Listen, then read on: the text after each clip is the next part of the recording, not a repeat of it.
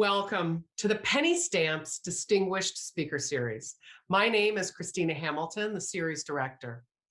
Today, we bring together UMS President Emeritus Ken Fisher and jazz musician Wynton Marsalis for a discussion based on Fisher's book, Everybody In, Nobody Out, which offers a reflection on the power of the performing arts to engage and enrich communities. Ken Fisher served as president of the University Musical Society at the University of Michigan for 30 years. Under Fisher's leadership, UMS greatly expanded and diversified its programming and its audiences, deepened its engagement with the university and its regional communities, created exemplary partnerships with leading corporations, educational institutions, arts and community organizations, and received significant endowment grants. In 2015, Fisher accepted the National Medal of Arts on behalf of UMS from President Barack Obama at the White House. UMS is the first university presenter ever to receive this, the highest honor from the US government. Joining Ken today, Wynton Marsalis, world-renowned trumpeter, band leader, composer, and leading advocate of American culture. He serves as managing and artistic director of jazz at Lincoln Center and director of jazz studies at the Juilliard School.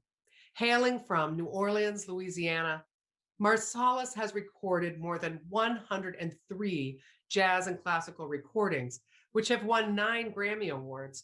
And in 1997, Wynton became the first jazz artist to be awarded the prestigious Pulitzer Prize in Music. Marsalis was appointed Messenger of Peace by the United Nations Secretary General Kofi Annan. And in 2005, Wynton received the National Medal of Arts from the US government. To lead these two luminaries in conversation today, we have Lisa Richards-Toney, the president and CEO of the Association of Performing Arts Professionals, or APAP. Richards-Toney brings more than 20 years of experience leading arts and humanities organizations, managing change and building stability. Now, I will turn it over to Lisa Richards-Toney to lead us forth. It's my pleasure to be your moderator. Before we get started, I'd like to bring a tradition that we do at the Association of Performing Arts Professionals, where we acknowledge the indigenous land from where we're streaming in or where we're on. And we also do a visual accessibility check for anyone who may be watching who's low vision or has other needs. So I'll start. I'm Lisa Richards-Toney. I'm streaming in from Washington, D.C. on the unceded lands of the Anacostans, Piscataway, and Pamunkey peoples. I am an African-American woman, light brown skin, light brown hair, a colorful background as well as white, and I'm wearing a black jacket with green accessories. I'd like to welcome my guest, Ken Fisher. Well, my name is Ken Fisher, and I'm streaming today from Ann Arbor, Michigan, which occupies the ancestral, traditional, and contemporary lands of the Anishinaabe, the 3 fires people of the Ojibwa, Odawa, and the Potawatomi, along with their neighbors, the Seneca, Delaware, Shawnee, and Wyandot nations. Now, I'm in my living room in Ann Arbor. The background, I got some books back there. I'm a Caucasian guy with white hair, but it's the first time in a long time that I'm actually in a blue coat with a maize shirt and a blue tie. Go blue. Go blue. We're going to get to go blue. And Wynton Marsalis. I'm Wynton Marsalis. I'm in New York City, Manhattan, 17th Street, the ancestral home of the Lenape, still some Lenapes in New York, the Shinnecock, the Massapequa, and other tribes. I'm a man with a rather cherubic face, which belies my actual age. I also have hair that is not quite as advanced in its coloration as Mr. Fisher's, but I'm also losing some of mine. He seems to have more of his than I have of mine. I'm an Afro-American male of a darker cream color, and I'm in a room with a piano and a drum set that you would not be able to see. and I had the case and other stuff surrounding me, brick walls and other things of lesser importance, hopefully, than what I'm going to be saying today. It's an honor to join you all. Thank you so much.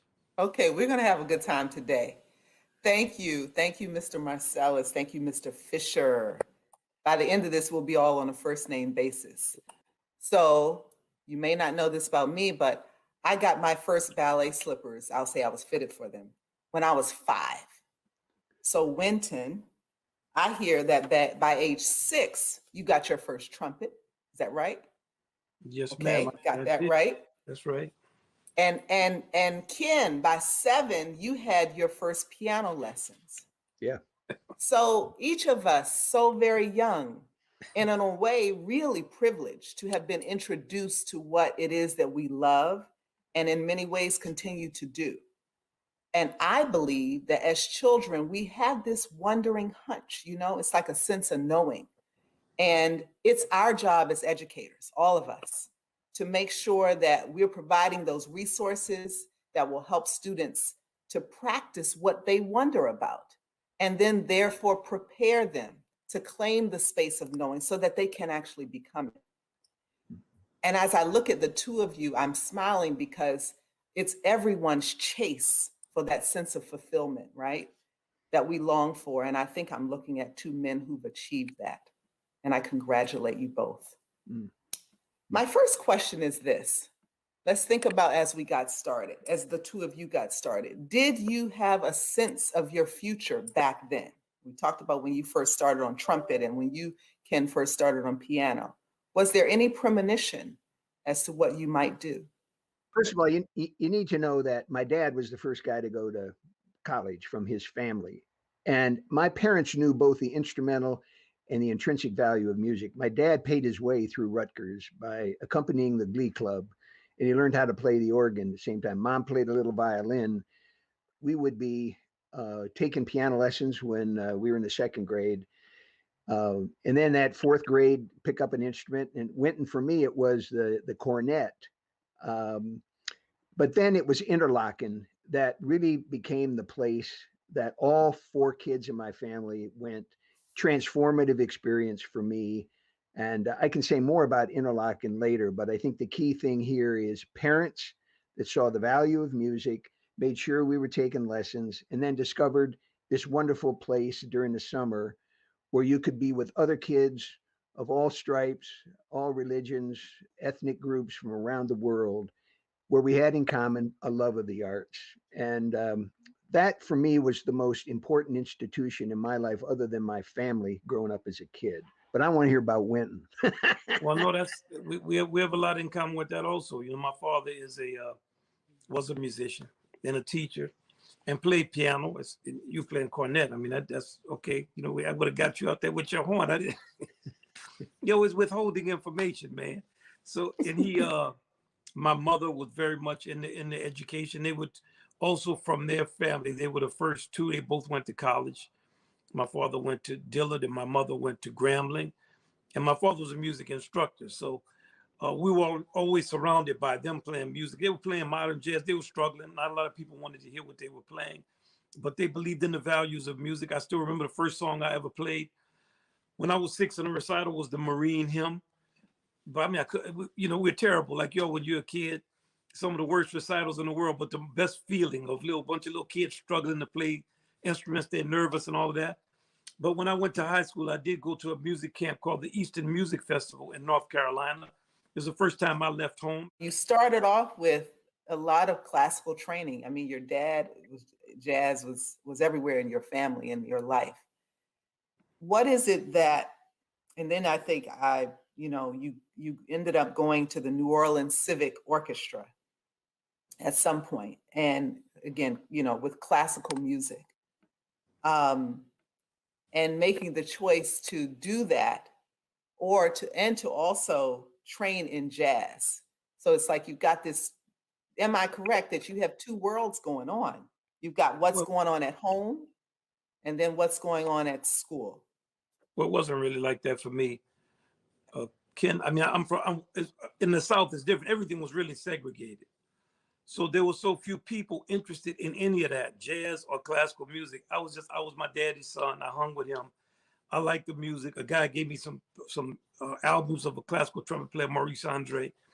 I started to wonder, could I play like him? But it was the same as wondering whether I could play like John Coltrane or Miles or any of those musicians. Nobody really was listening to that kind of music that I grew up around. They were listening to what was on the radio, Marvin Gaye, Stevie, stuff that was popular in the 70s. So I also played in a funk band. The things that I would do in music were, it's like a lot of what Ken is saying, because my parents, my mama was always interested in you trying to learn stuff you didn't know. She took us all one night to a symphony. You never saw a group of people more out of place than we lived in Kenner, Louisiana. So she got 4 of us. Then it was 4 sons. We got our clothes that we got from the Sears catalog, and we go to the hall at the New Orleans Philharmonic because we were the only Black people anywhere to be seen, and only kids. So man, we were unbelievably uncomfortable because we had not grown up in the type of environment with white adults and in any social event. We'd never been to anything social that entailed white people. And it's hard a lot of times to explain to someone that when you grow up in a segregated environment, it's just the way you grow up, and you like your environment. You're not against your environment. You're not mad at it. You don't have all these kind of social theories about how you live. We had a great time where we were living. We walked in there, we were extremely uncomfortable, my brothers, and we looked. So then when we realized the classical music, how long every piece was, we were like, oh my God. And my mama was sitting there pretending like she liked it. And then we looked up and there was one brother in the orchestra playing flute, Richard Harrison. I strangely enough, the camp that I went to in North Carolina, Richard was also a musician at that camp. That was maybe 4 or 5 years later. But my brother, we started, you gotta remember, this is the 60s. We looked at each other and said, man, there's one brother in the orchestra and he's playing flute. And we were disappointed. We were like, flute, give the man a trumpet or give him something that he could make some noise on. And, it wasn't like you read something about you trained in this and that. And in New Orleans, there were so few classical trumpet players that once I started to get better at 13 or 14, I could play gigs. So I played the Civic Orchestra.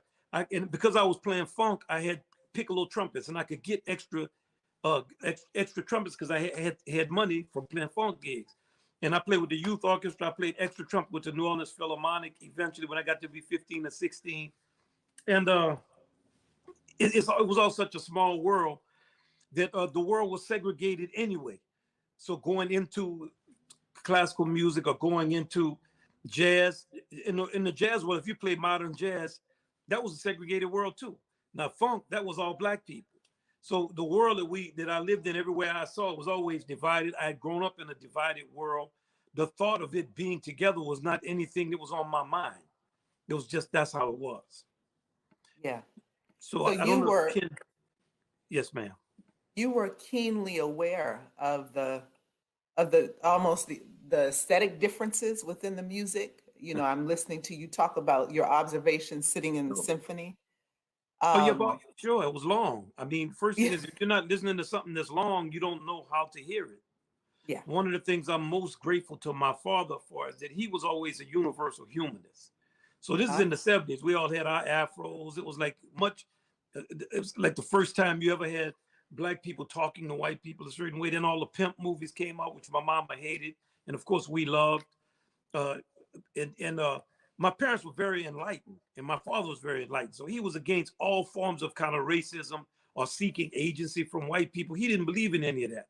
So when you had like the big movement of Black people constantly wanting to have their head rubbed or somebody had to apologize to them, my daddy he was always like, look, man, I don't need anybody to give me fake apologies and stuff. You need to concentrate on the world is a big place. And most people in the world are not Black or white Americans. So his thing was about a real jazz musician philosophy, and he was struggling to survive and make it. So he was working, and through him, I developed a kind of an understanding of different kind of musics and the ability to hear music and understand human beings and the oneness they all have. So how'd you get to Juilliard, man? And who was teaching you at that time? When I went to a school called the New Orleans Center for Creative Arts. And it was an experimental art school. And it started off, it was mainly a Black school.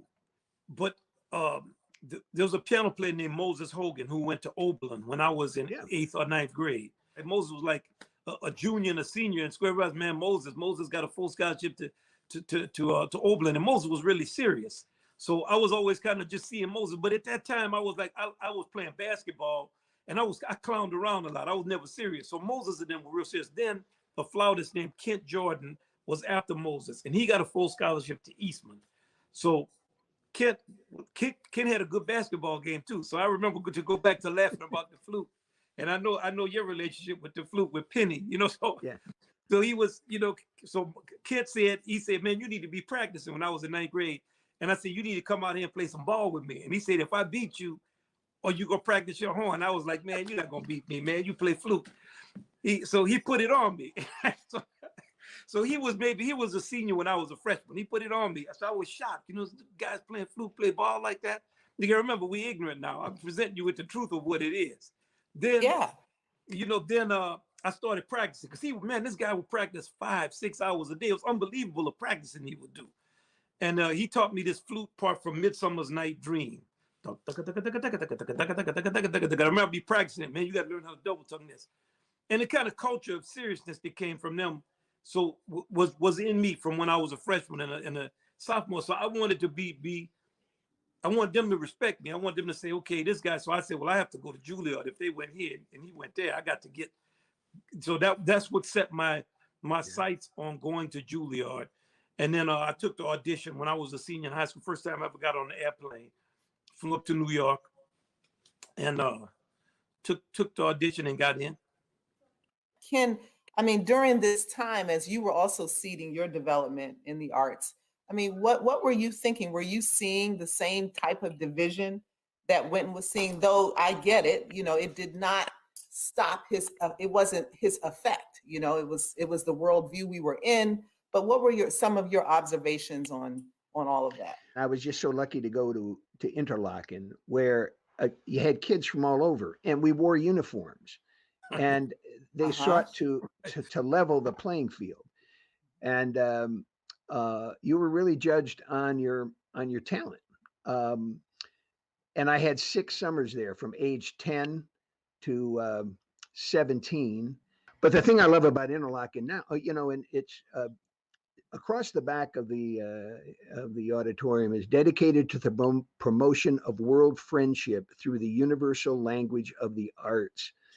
Interlochen now has people from all over the world, and there's now both a camp and a winter academy, and that academy started in 1962. So it's going to have its 60th anniversary coming up next year.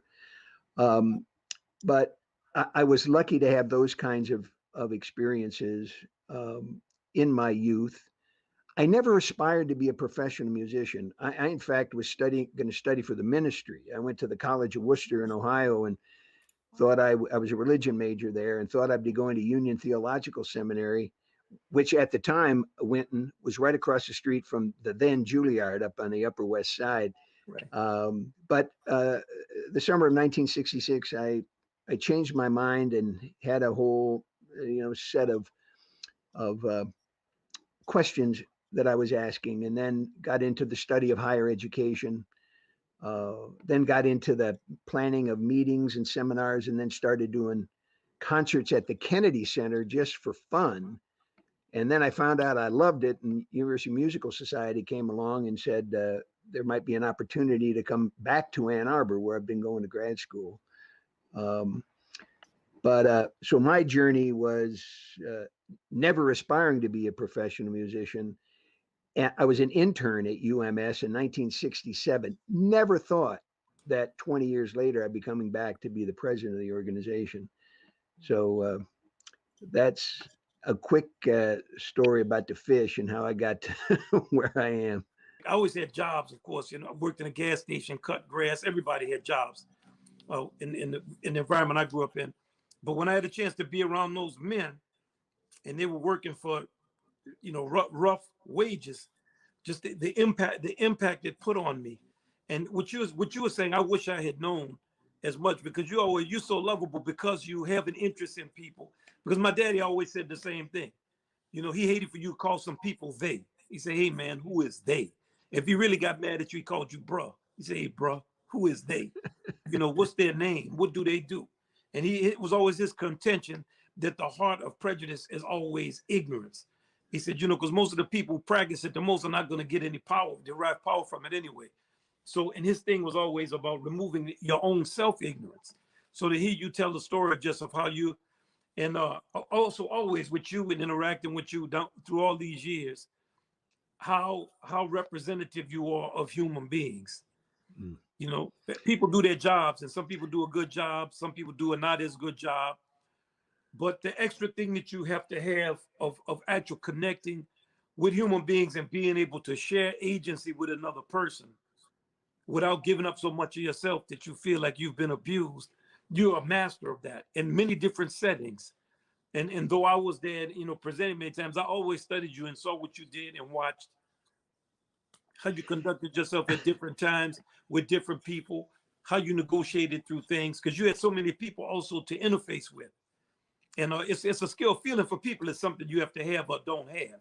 I mean, you can always become more polite, but to have an actual genuine interest in the well-being of another human being, that it's hard to fake that. Well, you know, I'm honored that I might have taught you something or you learned something from me, Taught but me a lot. it was so wonderful for me to see you in your many, wearing your many hats as trumpeter, as the head of the organization, as a composer, because we commissioned, we were one of the co-commissioners of Blood on Fields, but then we did that world premiere of A Fiddler's Tale combined with L'Histoire de Soldat. But you touched me on so many occasions with what you did with education, what you did in our school day performances. And I'll never forget the, we had about 2,500 kids in Hill Auditorium. Many of them were intermediate school kids. And you used the occasion to talk about Dave Brubeck and discrimination. I was up in the balcony watching you work, and every one of those kids was mesmerized, but you asked certain young people in the audience to talk about what discrimination meant. And then you talked about Dave Brubeck and how he would say no to those hotels or those venues that would not have his entire band be able to play in the South. And I hosted so many youth performances. That's the one that sticks out in my mind as the one that had the most impact. We had some great youth programs, but you just always said yes to stuff.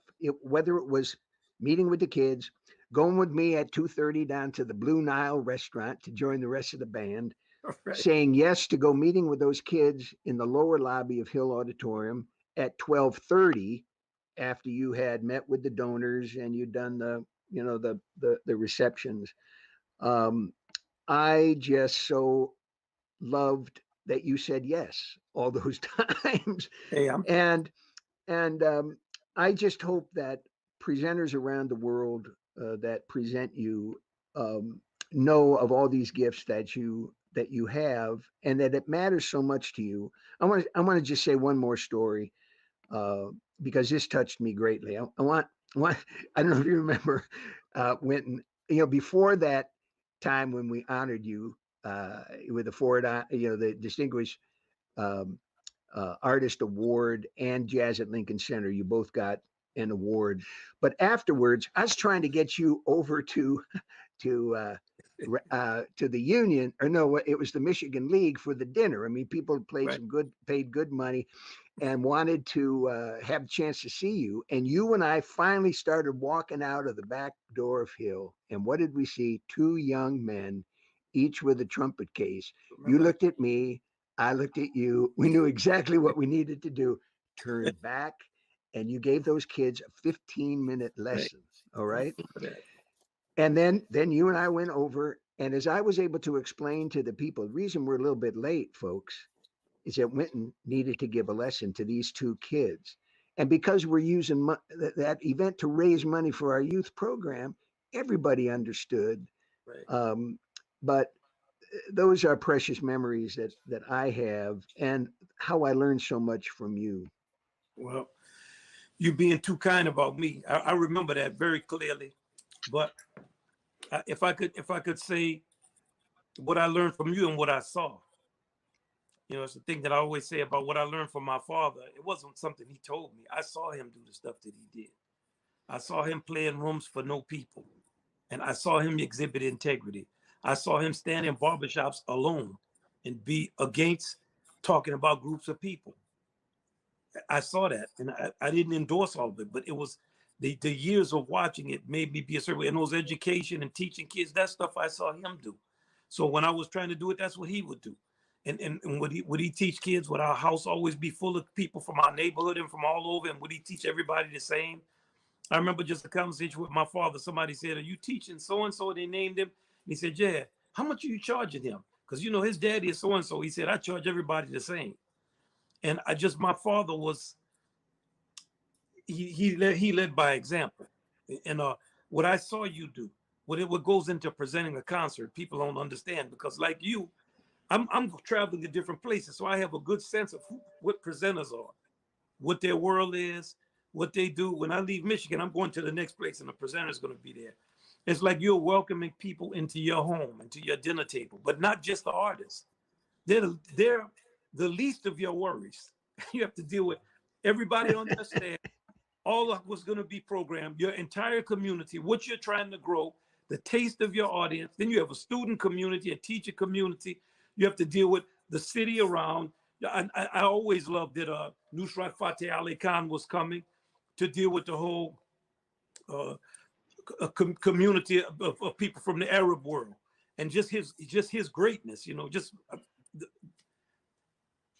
what the quality that you represented and stood by, and the universality of that quality, and the unflagging way that every time I was there that you were about dealing with each one of the different things you had to do, from the meal people in the band had to eat to make sure that presenters were that donors were taken care of in a non-cheesy way, which is hard to do for a lot of people. You made people feel, and people, everybody's first name basis, everybody familiar, everybody on lockstep. Nothing was fake. To make sure that the radio hosts and people from the community who came in were treated with the right kind of respect, to bring the tradition in and deal with alumni and people of different races that have been a part of the achievement, like you did here, talking about Mr. Apple. You know what I'm saying? That's just so. And then let me just, don't stop me. Let me continue to go down because it's important for it to be known. Because a lot of times when you deal with people demographically, you don't get an understanding of how personal stuff is. So when I talk about you, it's deeply personal. Mm-hmm. It's deeply personal. It's not just, oh yeah, this guy. When then to say, yeah, you wanted, we were rushing to go, because I was already over my time. And you were saying, man, we have to go. We have to go, man. We have to go. Okay, we have to go. We're dealing with them. When we see the two kids, you're like, okay, man. Okay. Yeah. Then we're there, and we deal with them. And then the way you dealt with them, when you dealt with students that were looking to get things, people with autographs when you were ready to go, the amount of time you took on each gig, and the fact that we were always leaving at 1:30, 12:30, 11, late at night. Then you would look at me, and I know you're ready to go home, and you'd be like, "Hey man, you wanna go get something to drink, or you want something to eat?" You know, I've heard all about the eating. I mean, the dinner stories. I mean, the communal work that happens in this environment is bar none. And it sounds like, I mean, when I hear what you all are saying and sharing these stories, I mean, Ken, I have to ask you, did you know what you were doing? Was this intentional? Was this part of your pedagogy for being a solid presenter? Let me just say one thing. He's not a solid presenter. This guy is great, like an athlete. They say, oh, Michael Jordan is the greatest, or so-and-so's the greatest. They understand. This guy, he's not a solid presenter. He's great. So it's important for that to be known. Well, I thank you, Wynton, but I got to give a shout out. One of the reasons to have Lisa Richards Toney with us is she heads an organization that means so much to me. You got to understand. I did some gigs at the Kennedy Center. I put on 13 shows, put up my own money, but I didn't really know what I was doing. I was putting on a show, but it wasn't until I got invited by UMS to come and lead the organization where I understood I got a lot to learn. And fortunately, the Association of Performing Arts Presenters at that time, now Performing Arts Professionals, had just started a national task force on presenting and touring the performing arts. And when you're a new guy in a field where I'd never had a staff, okay, except for one person in one job, I'd never curated a season. I'd never inherited the oldest organization of its kind in the country with an enormous tradition of, Horowitz and the Berlin and Vienna Philharmonics and so on. I need to learn a lot. Where did I learn a whole lot of this? Is from the Association of Performing Arts Professionals. They were doing that study and the people that I was able to meet. I mean, what I did, Winton, was uh, I was going to Chamber Music America, International Society for Performing Arts, and APAP. And when I'd see somebody sitting alone, I'd sit down with them and I'd say, who are the 10 best presenters in the United States? And we're a generous field, it's pretty much about what goes on locally, but not one person ever refused to think about that and then tell me who they thought the 10 best presenters. Well, 10 minutes later, I'm sitting with somebody else alone over the course of those 4 conferences. And the other was Arts Midwest. About 16, 17 people emerged on a whole bunch of lists. These became my faculty. These are going to be the people. So learn from the best. And here is where Jackie Davis and Colleen Jennings Rogensock and Joe Malillo and Mickey Shepard were able to take this guy by the hand and help me understand what it meant to be a presenter. And then you've got this national task force raising the bar. It's no more, folks, about butts and seats. It's about genuine engagement with your community. It's about supporting artists through the commissioning of work. It's about education. It's about diversifying your program to better reflect the people in your community. So I think, yeah, I had some natural instincts because I like people, and I had experiences, through my family, and my family loved people, and then I had the Interlochen experience where I was meeting kids from all over the world. But learning some of the major stuff that I needed to learn as a presenter, I got from the organization this woman is leading right now. And what's interesting is we're in a moment of time right now where we need leadership from this organization once again. When we look at the viral pandemic, the racial pandemic, and I look at everything I learned from that task force, here we are 30 some years later. I would hope that arts professionals, with which I want to stay in touch forever because I always am learning, that they might take up the challenge now of providing guidance to the field, just as they provided it for me 30 years ago, on how we might deal with this moment in time, where I think the arts and where we who present and our agents, manager, partners have a chance to have a huge impact on not just what goes on in our theaters, but in our community and in the world. Well said, and thank you, Ken. Yes, I will just to answer your question. So, arts professionals, we are taking on an invitation to the field to take and participate in a 10, 20, 30 pledge for racial equity, diversity, and inclusion. This pandemic, this call to change that has swept our nation is also at the doorsteps, as we know, of the performing arts, and how it relates really also to the work you've done, Ken, with your book, Everybody In, Nobody Out. How do we really create that kind of a worldview? As presenters, there's a whole lot of power there. There's an opportunity to really showcase to the world, what is the worldview that we hope for? What do we want? And how do we represent that in the arts houses that we present for? Mm-hmm.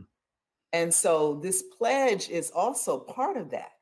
It's how do we make sure that when everybody comes in, they're welcomed, they feel that, and that we have space for them. And we also know where we need to prioritize, because we all know that not everybody can fit with all the things all the time. Some people need, that's equity. Some people need a lift. Some people need that support. So I would like to know more about how you all feel about this time and pledges as such as this that APAP is doing. First thing is I'm in favor of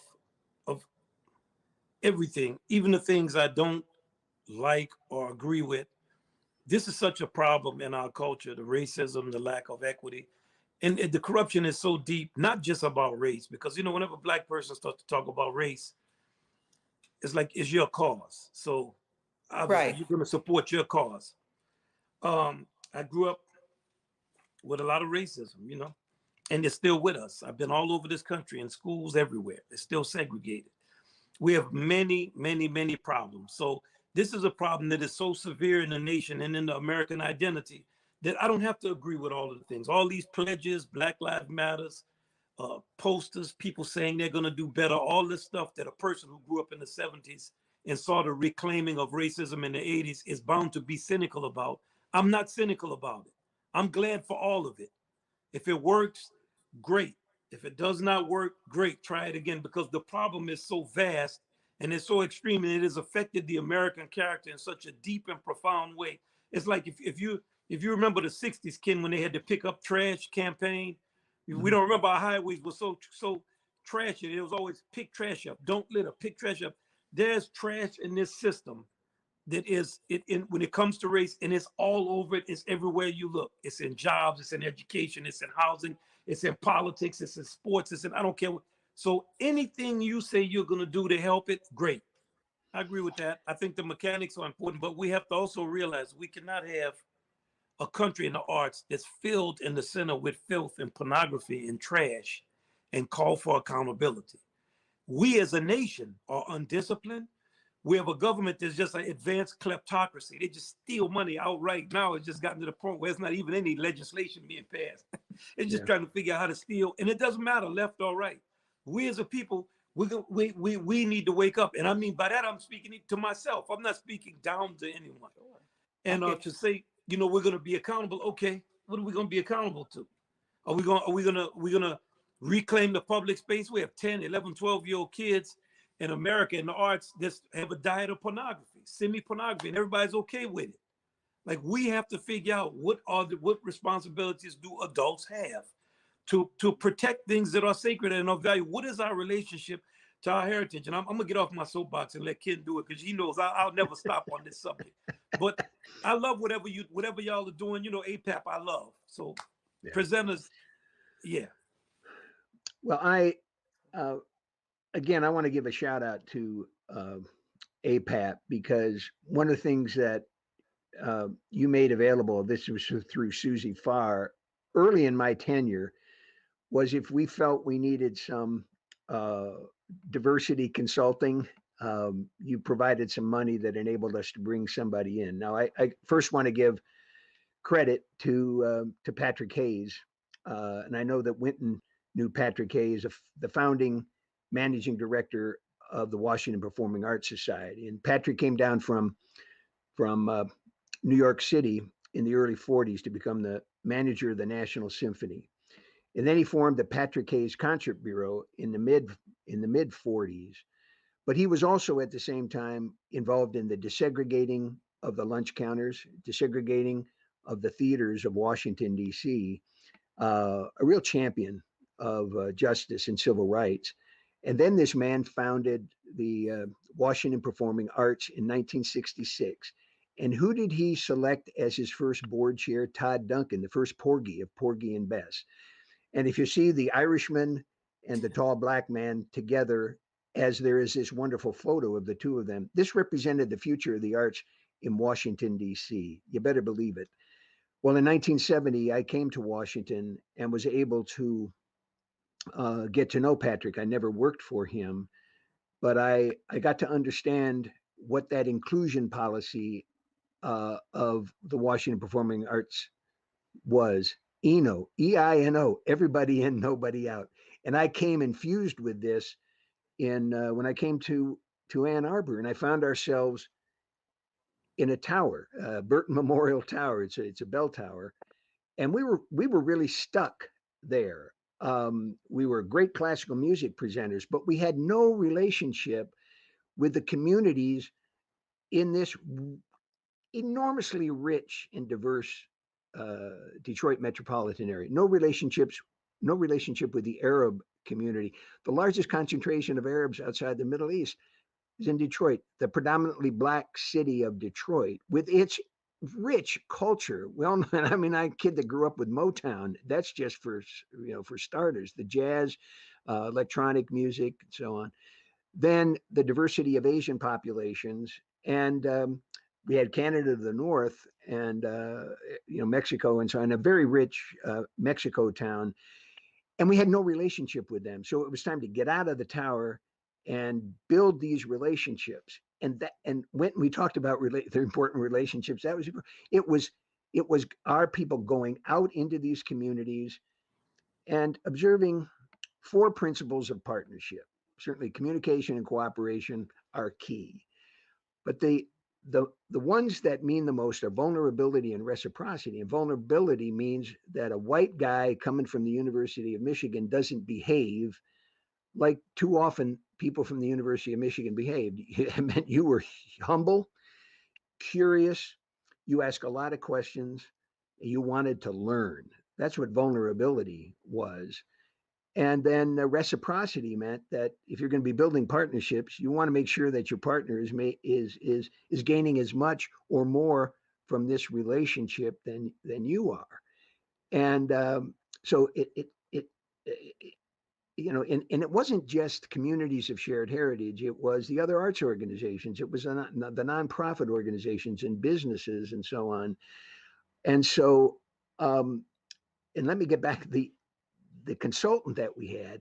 She was brilliant. She spent a day with us. She met with the staff in the morning, the board in the afternoon, pulled us all together, and we were all expecting the 10-point plan. And she said, we're all leaned in, and she said, it's very simple, folks. Start where you are.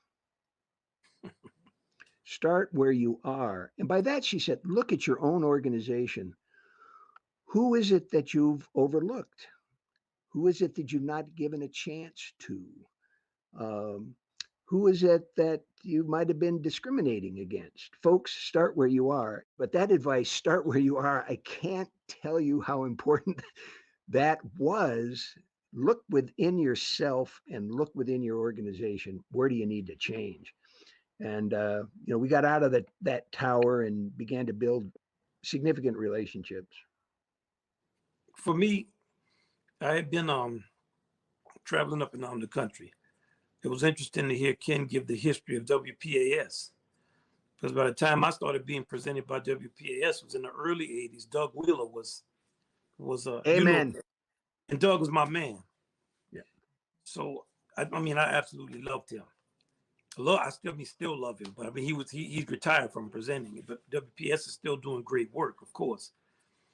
But just the community, teaching kids, this is kind of a things that we have been doing. Our group had done it. We go into all the different schools in the early 80s, 82, 80. The first class I ever gave in a school was 1980.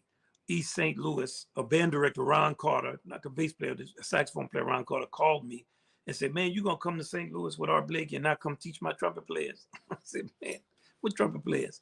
And he said, we're over here at Lincoln High School, East St. Louis. Come over here and teach. I said, man, I'm only 18. I don't know what I can teach them. He said, man, you know more than what they know. Come over here and teach.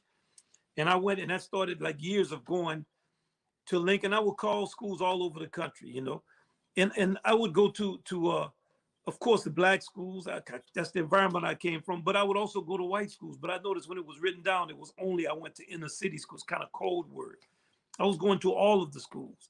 And to continue with just what Ken is saying, the kind of people who understand what it takes to bring people together, and that this is not a binary equation. It's a also and. So by the time I had come, I was shocked by first the size of it. It's unusual big. The student participation. It's so many things that are different from a lot of the other programs. The level of student participation. Most of the times in colleges, the students just go to pop concerts, and the alumni and faculty go to the arts presentation. And Wynton, the other thing I want to say about your foreword to the book, thank you very much. You said nice things about UMS and me, but it was really a love letter to any presenter. that an artist that we bring into our community so understands what it is we want to do to serve you and to serve the audience and to serve our community, that you understand that. And again, that's what you reveal in that forward. But that you also, with Jazz at Lincoln Center, provide these enormous opportunities for young people all over the country to have that magical experience of being able to work with you and the Jazz at Lincoln Center Orchestra and the other folks that you bring together for those opportunities. And I also want to say about presenters, one thing about us and about Ken in the context of all of the presenting. We talk about Doug, you talk about the history in APAP. I received an award from APAP. I don't even know how long ago. Maybe it's 20 years ago. Probably, I mean, it's probably about 20 years ago. And even at that time, I had already been on the road for 20 years. Yeah. But when I walked in the room, it's like I actually teared up, because you don't realize when you're working, you may see a person once a year, on special occasions twice. So but you're seeing the same people over and over again in their community. When you see them, it's always something they want to do for someone in their community. It's never for themselves. Well, you know, Wynton, one of the things that has occurred in the last few years is the name of the organization has changed to the Association of Performing Arts Professionals, because we also want to recognize the entire ecology that the artists, managers, and agents, the suppliers, all the people that we count on in the field to all come together. Yeah. And we're talking about an ecosystem. Our work can't happen from one end alone. It's an entire ecosystem of professionals who have to work together. And that's the educational opportunity we have before us in our advocacy work that we're trying to do now. All of us, I mean, not just at APAP, but all of us, artists who are not working because of this pandemic, having to take up that mantle to teach people the value, the bigness for what we do, how we change a worldview. And the arts have that capacity. You know, it's the greatest leveler. It's it's that universality of communication, of connection. All of this is what we've talked about. And what I wanted to just share before we get into kind of our last piece, which I'll ask for your advice to this next generation, and some of it you've already alluded to.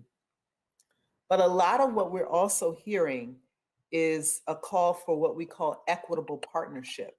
And as I listen to the both of you go back and forth with your relationship, it feels to me that that is synonymous to a lot of what we're talking about. You know, it's beyond duty. It's the give, maybe more than the take. It's the opportunity to really know who you're serving and what they need, even if they don't know what they need. Yeah. And for everybody to be on that same page. So this whole call for equitable partnership, it's a big word in our field, a lot of wrestling with it. Do you have an opinion on it based on your really rich experience succeeding at it, it seems? My thing with anybody I interact with is, what's your responsibility to this? What is your investment in this? Whether it's a kid you're teaching or you're taking a lesson.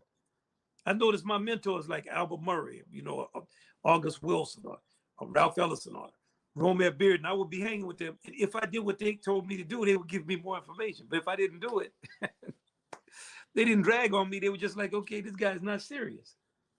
And they moved on to something else. And I think that, I think you have to check yourself always and try to find a way to deal with people equitably. But when you bring skills to the table, it's also incumbent upon whoever you're dealing with to come with something that's going to command a level of respect. And that's where I think I come from, because my father used to always say that there's talent, intelligence, dedication, and depth everywhere, regardless of finance, regardless of race. These things are evidence everywhere in the world. So bring that to the table. What advice would you give to this next generation and the folks who are still in it and having to weather new challenges as we are? I think for my students, beware of cheap populism. No, it's not a popularity contest. Less Facebook and more Arben's book. Like get down to it. It's at the bottom of it is it's fantastic. It's a lot of work, and I take them to the three fundamentals of jazz. One, improvisation. You have something to say. There's a lot of unbelievably talented young people. I have a lot of students that are really creative. There's creativity all over the world, and creative people, human beings are creative. Let your craftsmanship be on the level of your creativity, and enjoy your craftsmanship as much as you enjoy the gift of the creativity that you have. And there's no lack of talent. There's a lack of confidence, but not talent. And two is swing, which is what Ken has been talking about. That's about nurturing the common space and recognizing that other people are talented too. Other people have things to say. That's what I like about how you started with all of us saying, I was 7, I did this, I was 8, I got my, I was dancing, I was doing this. He was playing piano, he came up, he was playing trumpet. It's like we come from a world of mutuality.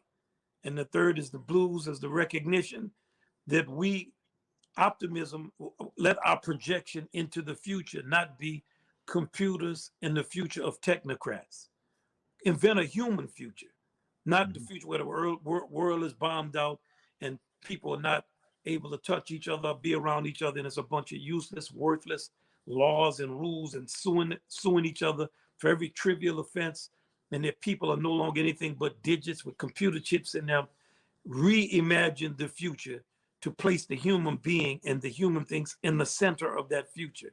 And that's a lot to do if you're a musician, because everywhere you see amateurs with charisma who fill the space. The computers make it easy for them to be in the entertainment industry. And it's hard to reject the allure of it because you want to do what's easiest. Go down that hard road and reimagine a human future with all the tools that you have. That's my advice to them. A few years ago, arts professionals asked me to think about, what would be some of these things. And I think, you just always want to be curious and open-minded and have that be a forever thing. I'm 76 now, but I feel like I'm 26. That was my favorite number. And but to be curious, I think, we were talking about it before, get to know people's names, get to know how they spell them and pronounce them, and then use it. Winton made reference to that. Folks, it's so simple. Everybody loves to be called by their name.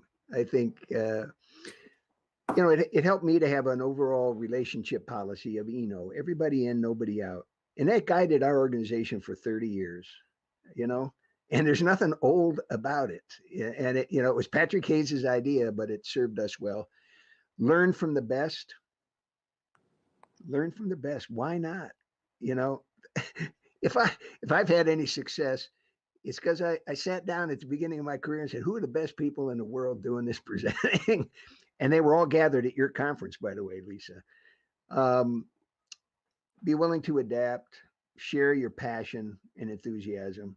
And a really critical thing is to serve the field. I learned so much by serving on panels and being on the board of APAP and Chamber of Music America and some of the other organizations. And what I learned from my colleagues in service to these organizations, you get back so much more than you give. And then finally, I'd say, surround yourself with young people. I can't tell you how much that's meant to me. I've learned so much from them. They've kept me young. I have something I think I can offer. And then the main thing about that, be kind. Always be kind, especially to those people, because you never know. One day you might be working for one of them. And the example there is Aaron Dworkin. Aaron Dworkin came to see me in 1995 with an idea about, having better representation by Black and Latinx string players and symphony orchestras. And I found the guy absolutely compelling and picked up the phone. We started making some phone calls. So I was his mentor back then. Well, then the guy becomes the dean of the School of Music, Theater, and Dance at the University of Michigan and controls all the facilities that I need for my organization. Now imagine if I'd been a bad guy, what he could have done. So surround yourself with young people. But a big thing is remain curious and interested in other people and learning from them and management by walking around. Get out of the office, get into your community, and get to know people and what makes them tick. And you won't believe the number of new partnerships that'll come out of you just taking an interest in other people, and you got stuff in common, and go for it. Yeah. Well, this is so much fun. This is like amazing. Yeah. I'm so lucky. Thank Thank you. you. Thank you Thank so you much. for, the richness, the depth, the truth, the honesty, and for all that you do. I mean, it's real pleasure for me, and the goals that I've had, and as I look to how I wanted to move through the field and who I wanted to be inspired by, and as I do the work I do at APAP now, and what it means on the outside and on the inside. And I just can't think of a better place to kind of be in right now. It's almost like you don't really have words for it. It's a real pleasure to be at your feet and to be in your presence. And I thank you both. No, Um, we could not close out our session without the music, right? I mean, we have Wynton Marsalis here. How are we going to close out a session without the music? So, Wynton, we were given permission to share today the new video that you've created for Out Amongst the People on the album, The Democracy Suite. And so it would be nice if we could get a bit of a preamble from you. Can you set it up for us? this is a song that I wrote for my students, most specifically Jonathan Baptiste, who wrote fantastic music on the movie Soul, is on the Stephen Colbert Show. I've known him since he was 13. And when the pandemic hit New York and we all hunkered down, many of my students at Juilliard and J-Bat, and we call him J-Bat, and his friends would be out playing at this protest or the other one. And they were always calling me saying, man, climb up out of that jar formaldehyde you in and come out here and play these protests with us. So I tease them all the time and they mess with me constantly about what they're doing. And I wanted to write a kind of happy song because, and say for J-Bat, it's for all of them, but J-Bat is always, his thing has always been about the people. His band is called Stay Human. He's always been about playing on the street and playing for people and raising people's spirits with their music. I looked at the New York Times one day and I saw a picture of him and a great drummer, Joe Saylor, and some of my other fantastic younger musicians. And people were around them and they were playing with some had masks on. And J-Bat was playing that harmonica that I hate, that I always told him not to play. And then he would pull out and play every time he saw me just to rub it in. And it's just out of love to them. Take it away. Thank you. Yes, ma'am.